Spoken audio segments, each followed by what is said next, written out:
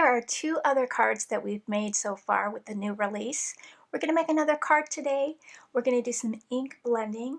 I'll be using a paper pieced image that we did in a previous video. We'll also be using the new Catherine Pooler white birch tree cover plate die.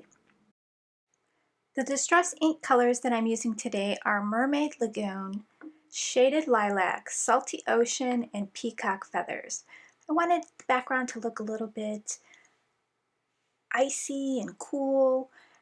I'm going to have that behind the birch trees, and I'm going to create a snow hill as well.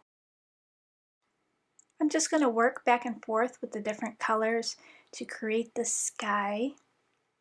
And I'm also going to add that shaded lilac to the snow.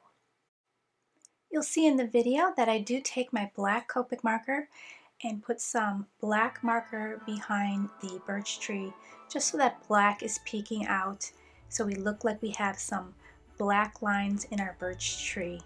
I'm going to play some music. I hope you enjoyed the video and the card.